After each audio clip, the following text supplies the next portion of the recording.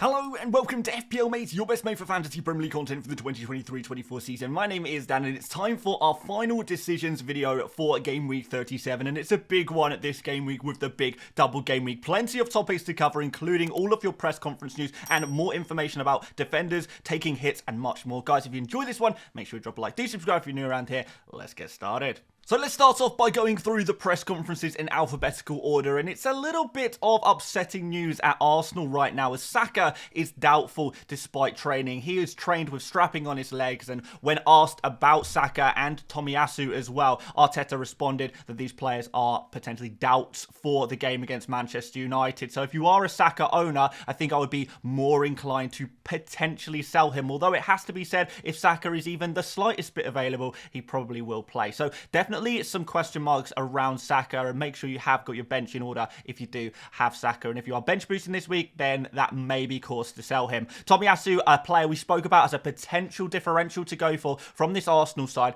4.5 million Arsenal defender with decent attacking threat. Well, he's also a doubt. He hasn't even trained, so that's going to be bad news there for anyone thinking about going for him. I would probably just give him a miss at this point. Timber could also make the squad. He has been obviously back in training for a little while now, playing games with the under-21s. We could see him very shortly for Arsenal. As for Aston Villa, Martinez is back. He featured in the midweek European game. Zaniolo and Tielemans are close. They were unable to feature. And Alex Moreno has picked up an injury, and we're not sure if he's going to be available or not. Aston Villa don't play for a couple of days now until Monday, so Alex Moreno could make himself available for that game, but he is another doubt. For Bournemouth, Adams, Kelly and Tavernier are now available, so a big boost in the Bournemouth team, and Kirkez is going to be suspended for this game week. He'll return to the Bournemouth team for game week 38. For Brentford, Jensen, he is going to return following a minor injury, and Ayer is finally going to be available, actually. I say finally. He suffered from a broken nose in game week 36, but apparently he's going to be absolutely fine to play in game week 37. For Brighton, bad news for anyone who owns João Pedro. He has an ankle issue and he could be out for game week 37. So just be aware of that. If you do own João Pedro, it might actually be worth selling him. Don't even take the risk on a player like that, I don't think. Van Heck, still no update on whether he is going to be back before the end of the season, but it looks like he's going to be unavailable for at least the first game of this double game week. So bad news there. He's going to have to be sold. I think we probably knew that already, though. Lamptey, however, is expected to make the bench in the first game and could get some minutes in the second game in the double game week. So anyone thinking about going for, I don't know, maybe a Barco or a Veltman, one of the fullbacks from Brighton, I think there is potential to just steer clear because of that Lamptey potentially being available as well. For Burnley, Esteve is going to be recovering from an illness that he suffered last game week. Kolyoshu still not available, no other returnees. For Chelsea, Reece James, he's back in full training and apparently he could be in the squad. So again, if you are going for players like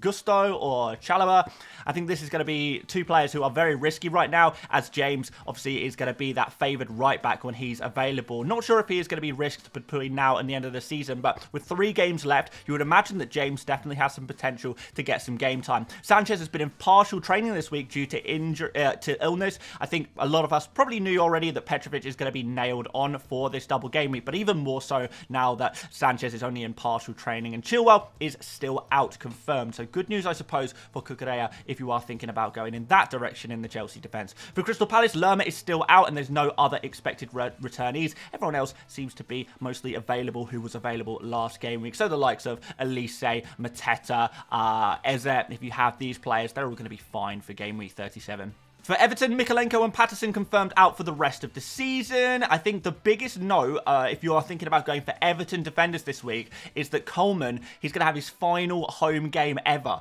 for Everton this game week, in game week 37 against Sheffield United. So this could be the big send-off for Coleman, given that, he's not going to be at Everton next season, and also the fact that it is a favourable home fixture where Everton don't really have anything to play for anymore. That does put both Young and Godfrey at rotation risk. Now, Young has been playing at left back, but Godfrey is also a player who can play at left back. Coleman will be most likely playing at right back. I think Young and Godfrey is just a super risk which one is going to start and which one isn't. So perhaps both Young and Godfrey are just players to completely avoid at this point. For Fulham, Lukic is the only player who is out. He has a calf issue. For Liverpool, not really too much useful team information in the press conference, but Jota could potentially be back according to previous schedules. And Bradley, obviously, he was back in the squad last last weekend as well, but I don't see him getting too much game time with Trent Alexander-Arnold fully fit as well. For Luton, Ogbene is back and available, so one returnee for Luton. No one else is expected back though. Manchester City have a full clean bill of health. No one is unavailable. Everyone is available, which sounds like good news, but if you're going for Man City defenders this week,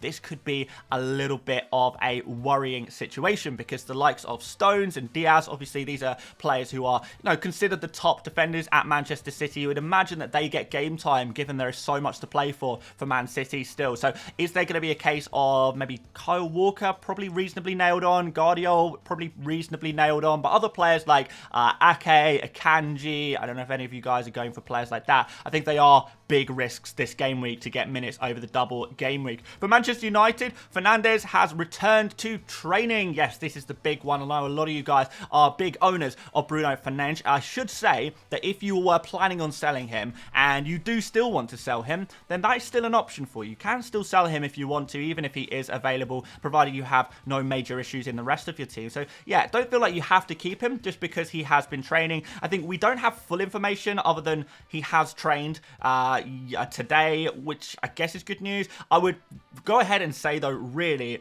that if Fernandes is even slightly available to play, then he will play because just that's the kind of player he is for Manchester United. So I'd be reasonably confident that he will start both games in the double game week now that we know he's training. But just something to be aware of. It's not 100%, but it's pretty likely knowing what he is like as a player. Rashford and McTominay are also back. McTominay, the more likely player to get a significant amount of minutes. And Mount, he's picked up yet another injury for Manchester United and is going to be unavailable. For Newcastle, a late call is going to be made on Trippier for the first game in the double game week. He's been back in training and looking pretty good, pretty positive, but there's no guarantees there. So if you are going for players like Hall or potentially Livramento, I would say Livramento has still got a good chance of playing, but certainly Hall is going to be a bit of a risk there if you want to go for him, or if you want to go for Trippier, just be aware that he's definitely not guaranteed minutes. He's only just come back to training, and the manager has literally said it's going to be a late call. The decision has not been made. It's not like he's 100% ready to go, or the other way around either. Now, Fabian Schär could be back before the end of the season. How giving a slightly more optimistic outlook on Fabian Schär now, which is interesting. We know that How can lie a little bit in his press conferences. So Schär is kind of been basically ruled out for the first game, although you never know how much truth is in that. But the second game, you never know. You never know with him. So yeah, don't keep Schär by any means. I think he's still definitely a player to sell. But if you're going for another centre back like Kraft, for example, for Newcastle, that is something to be aware of. Wilson, there was a few rumours earlier this week that Wilson might have been injured, but he has been pictured in what I believe to be, I've been informed that is partial training. So he has been in partial training, despite maybe some fitness concerns. So I think that is probably a good sign. And, if he's been in, light training, that should maybe mean that he's going to be more fit, more available to play games over the course of the double game week. So if you do fancy a differential Wilson, I am more confident in Wilson than I was previously. This maybe casts a little bit of doubt into the minutes of Isak. I think Isak should be safe for minutes, really. Case of penalties, is Isak going to be on penalties or not? I'm not really sure about that one, but Wilson certainly is now an option. Again, we kind of got that news back in at least partial training. I think that's good news. I don't think Wilson is ever guaranteed a lot of minutes, but he's always going to be in and around the squad when he is available. For Nottingham Forest, nothing really useful, but Williams is expected out due to a hamstring injury. For Sheffield United, Amadosic is suspended until game week 38, and Holgate cannot face his parent club Everton, which means that Trusty and Robinson are the only two fit and available centre-backs at Sheffield United at the moment. And given that Sheffield United often like to play with three centre-backs, and both Trusty and Robinson aren't really through and through centre-backs, they're more like left-sided centre-backs / left-backs, really. It's going to be difficult, actually, for Sheffield United to defend in this game against Everton. So I wonder if this is an opportunity for Everton attackers, or maybe those centre-backs at Everton from those set pieces. This could be pretty interesting, actually. So yeah, maybe an opportunity to target Sheffield United for this game with your Everton players, given that they do have injury issues at their back line in their defence. For Spurs, nothing has changed from last game week. Werner, Davies and Udogie, we know they're out for the season, but an interesting one, Oliver Skip Skip has apparently been training to play left back. They've been working with him this week to play at left back. Postecoglou has kind of said, well, Emerson, not really a left back. He's more of a right back. So we need to find a solution to that left back situation. And Skip could be the answer to that problem, which means, again, if you were thinking about going for Emerson Royale, I would maybe just give it a miss. Yeah, probably look to avoid Emerson Royale at this point, seeing that Skip is likely to play there. He was trialled, of course, in the left-back position at last game week. I think that could happen again, maybe for a full game this time. For West Ham, Aguerd and Mavropanos still out. Paqueta has trained, but he's not 100% fit. And given that West Ham, not a whole deal to play for, you know, maybe downing tools a little bit with Moyes kind of being outed as someone who's going to be leaving the club at the end of the season, you do have to worry a little bit about the West Ham situation. And will Paqueta be playing if he's not at 100%? I'm not sure. And Phillips, he is out for the rest of the season. Confirmed that his season is over now. For Wolverhampton Wanderers, the final team, Pedro Neto still out despite training. Doyle is eligible to play again after being he couldn't play up against his parent club last game week against Manchester City. And Dawson and Chiwome are out for the season. And that wraps up our press conferences. And we need to talk about some various other issues plaguing the world of FPL this game week. Let's go through some of the other big topics of the week. So those of you who watch every single FPL Mate video may already recognize this graphic, but I know not everyone watched the Defenders video that we made earlier this week, so I thought we'd flash this graphic on screen once again because I do think it is really, really useful. And I also wanted to clarify something from last time I did show this graphic because I think I explained it actually pretty poorly, and I would like the opportunity to really go over it again and kind of see what you're seeing on screen and what it actually means. So what we have is the clean sheet odds. These are bookies odds converted into percentage points to see how likely it is that each team will keep a clean sheet in, well, their first game or their second game, or, you know, both when you consider both of them next to each other as well. You can see Man City way out on top, 45% chance of a clean sheet in the first game. That is the highest of any team, and then 30% in the second game, which is again another one of the higher chances of a clean sheet in that second game as well. So City, really your best chance of a clean sheet across the double game week. And this goes down, we've got Chelsea, Newcastle, Everton, Spurs, and Arsenal kind of making the top 6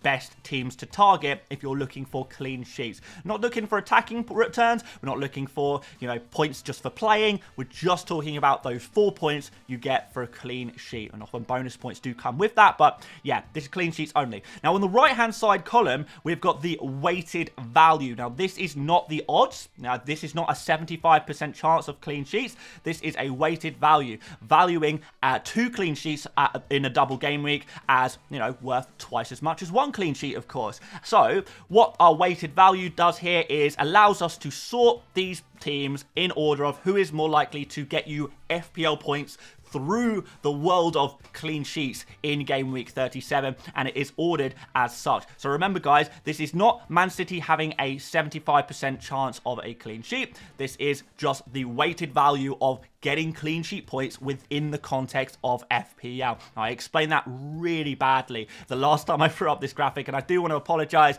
Hopefully we can correct it now and going forward, so we're very clear on what the weighted value here actually means. So yes, a few things to note here. Man United and Brighton, despite having double game weeks, actually have pretty low chances of clean sheets in the double game week. So maybe teams that you could potentially swerve, you know, just something to be aware of there, that actually a lot of these single game week teams, you know, even West Ham against Luton, Bournemouth against Brentford, Crystal Palace and Wolves facing each other, have better chances of getting clean sheet points during the course of this double game week, despite having single game weeks. So yes, Man City, Chelsea, Newcastle, Everton, Spurs and Arsenal seem to be the target teams for our clean sheets. And if you're looking at Man United and Brighton players, well, you might find yourself a little disappointed unless you are looking for save points, points for playing or attacking returns, because that's where the Manchester United and Brighton players will have the slight advantage over single game week players. So with that in mind, let's talk about defenders, because we put up a graphic actually in yesterday's video where we spoke about some of the best kind of defenders to go for this game week, and I looked at some cheap defenders, and we kind of split them into, you know, maybe template and differential. I thought today we would do a similar thing, but let's split these players into cheap and expensive and combine the template players and the differentials all into one list to give my definitive and final opinion, well, final opinion today at least, on who are the best defenders to go for, whether you are replacing injured defenders, whether you're looking to get the best defenders for your bench boost. These are the players I like the most. So, topping the cheap charts, Burn, Cucurella, Livramento, like the look of these for their double game weeks. Tarkowski and Branthwaite I like for their single game weeks against Sheffield United as well. Tarkowski over the past 8 games has been putting up slightly better attacking numbers than Branthwaite actually. So I think Tarkowski for an extra 0.1 million could be a little advantage to get. I mean, if we look longer term as well, Tarkowski always the better attacking threat than Branthwaite. So a real nice differential potentially to go for in Tarkowski over Branthwaite. We've got the likes of Van der Ven, Munoz, decent picks to go for as well. Webster, Kraft, Chalobah, kind of much lower down the list. But if those are your only options, that's all you can afford, then maybe you are kind of forced to go in that direction. In terms of those expensive defenders, Guardiola leads the way by a long stretch. After that, Pedro Porro and Romero, I like them. They are nailed on. They've got decent attacking threat there, so it could be well worth going for. Walker, probably slightly more nailed on than Guardiola. I think both of them should play both games, but I think Walker is a little bit safer there. But Walker, no attacking threat really. Trippier, super rotation risk, but we know his high potential that he has. And the Arsenal defenders are well worth a shout as well. I actually like Arsenal defenders more than a lot of players actually. Even, you know, Dunk and Dallo, I would rather go for Arsenal defenders over them, for example. And I'd rather go for Arsenal defenders than a lot of the players on the cheaper side. Although I understand that budget is going to come back to it a little bit there. So hopefully the key at the bottom makes sense. The colours on the dots, I suppose, represent the fixture difficulty as well. And yeah, maybe you guys can just use this as a guide and figure out which defender to go for. Eliminating players you can't afford, eliminating players maybe you're already tripled up on Newcastle, so therefore you can't go for Burn, or, you know, tripled up on Chelsea, can't go for Cucurella, and just work your way down these lists, looking at your budget and who you can bring into your team and pick the top one basically. That's what I'd probably look to go for this game week. In terms of single game week players, I think there is actually quite a lot that are still worth thinking about this week. Like, for example, Arsenal players, Raya, Gabriel, White-Saliba, Havertz, Saka if he's going to be available. Yeah, I think they're absolutely fine for the single game week, and I think they could outscore a lot of double game week players. And then they've got the fixture against Everton in game week 38, and we know those Arsenal players are well worth having for game week 38, so it could be worth actually holding on to them. As with Crystal Palace, similar situation. They play against Wolves right now, which is not the worst fixture at the moment. Wolves struggling for goals, looking a bit weaker at the moment, and Aston Villa look well and truly on the beach as well. They're not looking great at the moment. So 2 pretty nice fixtures for Palace. I think their players could be worth keeping and potentially even buying this week if you are on a budget for a defender, maybe a Mitchell or a Munoz, for example. For Everton, we know their players are worth keeping at least for this game week. Pickford, Branthwaite, Tarkowski. I would also lend some consideration to Salah and Trent at Liverpool, Morris and Adebayo at Luton, because that West Ham fixture is really nice, and Bowen against Luton at home could be worth keeping as well if you do have him. But I would be selling all players from Aston Villa, Bournemouth, Brentford, Burnley, Fulham, Forest, Sheffield United and Wolves. I think all of those players can be quite easily sold right now. Just get rid of them. Now, lots of questions this week about whether you should take a hit or not. So, I have drafted up a new graphic. We do enjoy making new graphics and trying to figure out, I guess, intuitive ways of kind of trying to display information. So, this is what we got today, guys. And what we've done is we've created some kind of table, I suppose. And that's going to depend who you are buying and who you are selling. And hopefully, this is going to enable you to answer any hit-related question about who you should take a hit for. So, basically, if you are buying risky players, then you want to probably make sure you are at least selling a player who is, you know, bad for this game week. You know, maybe like an Ait-Nouri or I don't know, like a Neto for Bournemouth, or, you know, a Maguire who is injured. A player like that, you would sell them even for a risky double game week player or a solid single game week player. In terms of those solid double game week players or top single game week players, so we're talking about the likes of, you know, Gordon is a solid single game week player, Cucurella, Burn, Madueke. These are decent, pretty decent double game week players. Or, you know, you got your top top single game week players, you know, Gabriel's, White, Saka, would we be selling them for, you know, a pretty, you know, another solid kind of player? Probably not. It doesn't really gain you anything. But could you maybe sell a risky player or a single game week player for like a decent double game week or a very good single game week player? Well, yeah, I think you definitely could do that. It's definitely a possibility. You know, selling Gusto for Cucurella, for example, yeah, that could potentially pay off even for a hit, maybe. But I don't think it's something you have to do. In terms of, you know, buying for a hit, a solid double game week player or a top single game week player for a bad single game week player or an injured player, yes, just do it. If you're selling a Van Hecker for a burn, it's really obvious. Even for a hit, you just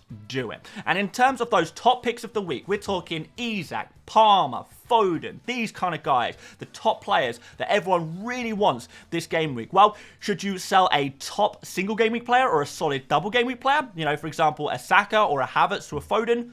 Maybe. Even for a hit, you could consider doing that. I don't think you have to do it, but you should consider it. As for selling those risky double game week players or solid single game week players, you know, you could sell a Garnacho for a Gordon. I think that's absolutely fine to do. In terms of selling those bad single game week players for or injured players, you know, just get rid of them. You know, if you can get rid of a Fabian Schär, for example, and bring in a Guardiola, you are 1000% do it, even for a hit. So, yeah, freeze this, pause this if you want, take a screenshot, whatever you need to do. If you are thinking about asking a question around taking hits, look at this graph. Hopefully it should make sense. What is defined as who is risky, who is solid, who is a top pick. You guys should probably know by now, if you've been following the content all week, which player would kind of fit into each category. And yeah, hopefully this is really going to help you guys out. So I drafted up a Game Week 37 free hit / bench boost team. It's a bit of both, really. So if I did have a free hit, I would probably be tempted to maybe downgrade some of the players on the bench. There's not really too much to upgrade in the first 11, but you know, if you can't afford this team and you're on a free hit,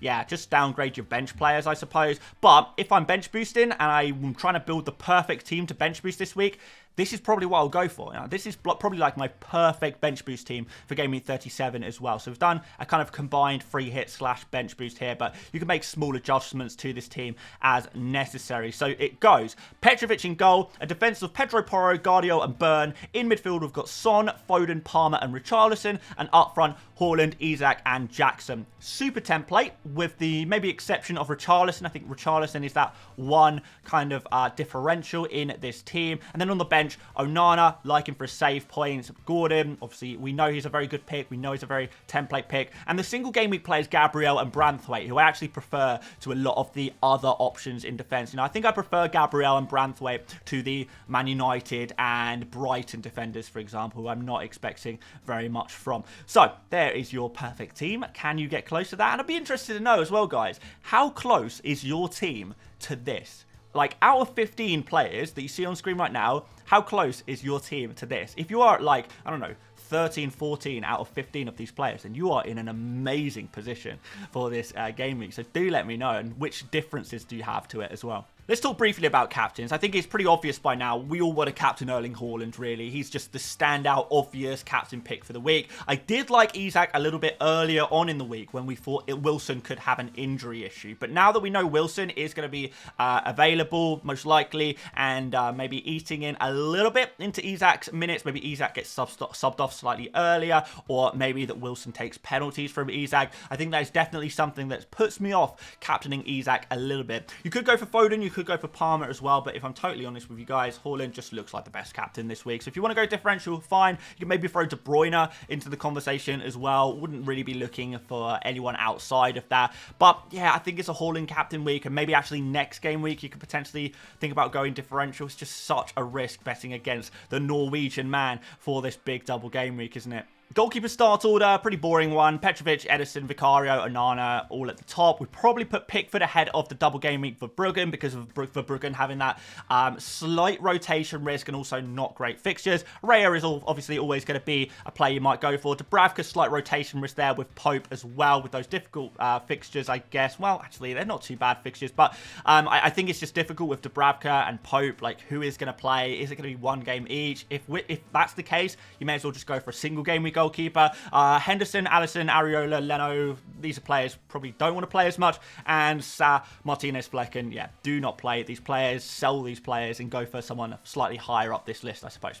And that's it. We've wrapped ourselves up for Game Week 37, guys. Hopefully, you found this very, very useful. I certainly found all the research for today's video very useful, and it is going to influence my decisions as well. If you've got any final questions, let me know in the comment section as well. Don't forget to drop a like, subscribe if you're new around here and you want this kind of content every week. Check out another video if you would like to. We do loads of Game Week 37 content this week. There's so much on the channel. And yeah, aside from that, I'll see you tomorrow for the deadline stream, and I'll see you later, mates. Bye-bye.